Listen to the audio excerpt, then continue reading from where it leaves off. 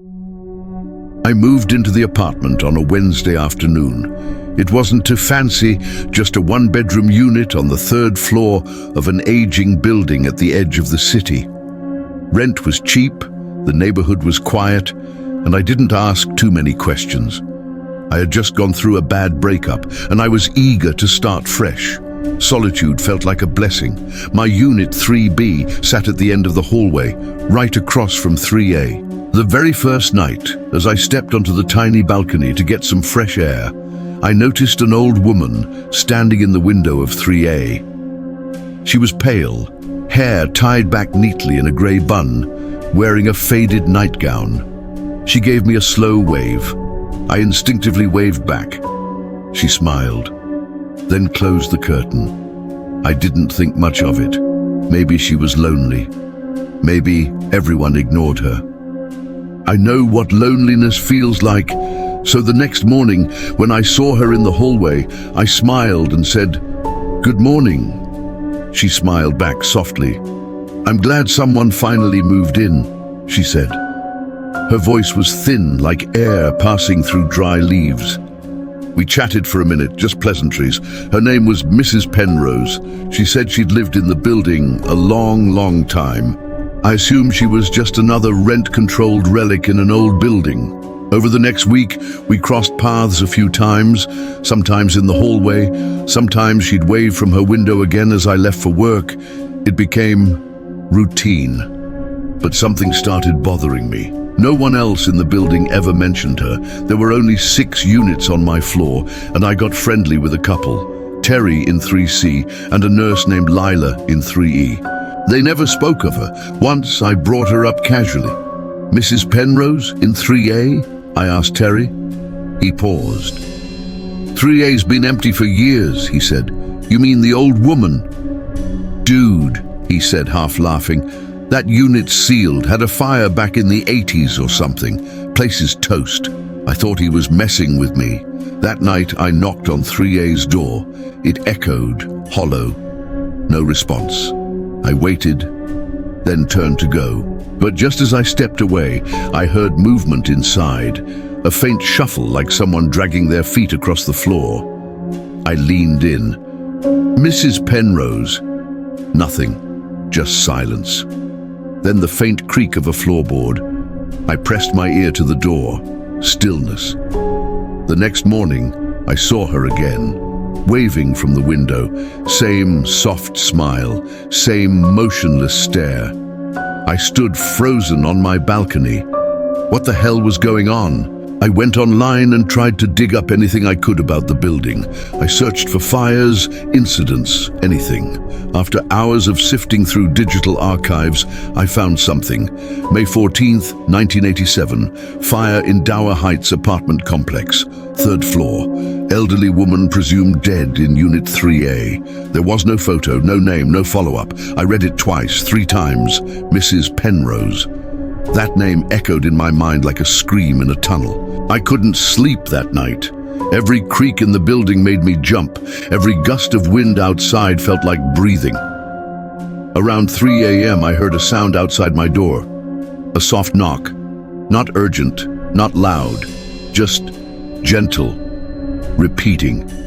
I got up slowly, heart pounding. I looked through the peephole, nothing. I opened the door a crack. The hallway was empty, but on the floor, dead center of the hallway, was a charred photograph. A black and white image of the building, taken decades ago. On the back in faded handwriting, Penrose 3A, 1987. The next morning, I went straight to the landlord's office. "Who lives in 3A?" I asked. He looked up from his coffee. "No one," he said plainly. "That unit's been closed since the fire. We never reopened it. But I've seen someone. An old woman. She said her name was Mrs. Penrose." His face darkened. "That name," he muttered. "That's not funny." I wasn't joking. "She talks to me. She lives there. She waves from the window." He leaned forward. "That window is boarded shut from the inside. I sealed it myself. No one's been in there for 30 years. I felt my knees weaken. "Come," he said, "let me show you." We climbed the stairs together. Third floor. The hallway looked normal. But when he pulled out a ring of keys and unlocked 3A, I instantly understood.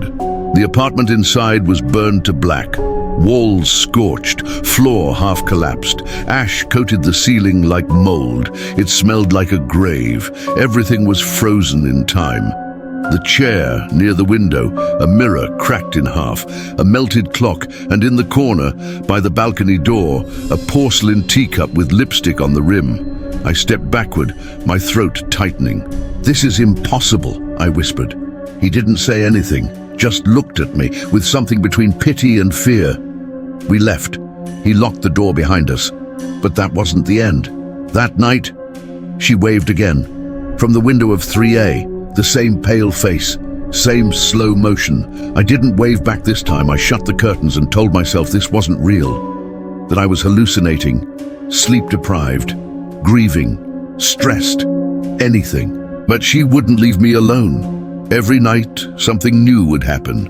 The sound of footsteps outside my door, the smell of burning fabric, my lights flickering at exactly 3:13 a.m., whispers behind my mirror. I recorded it one night, just audio. Set my phone to record overnight while I slept.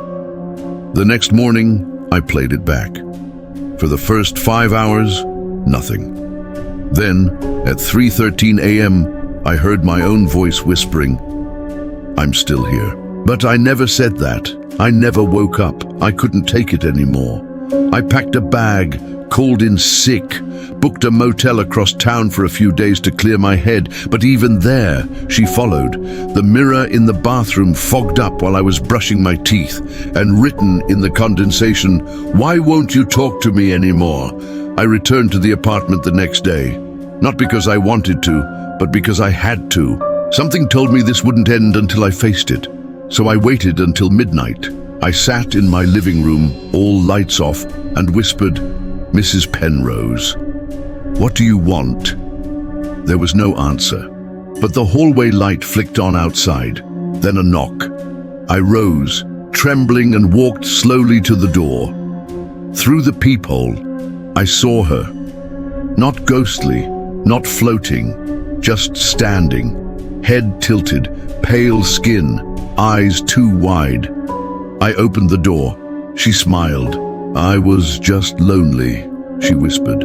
Before I could respond, she stepped forward and placed a cold, burned hand on my cheek. And then she vanished, right in front of me. It's been 3 weeks since that night.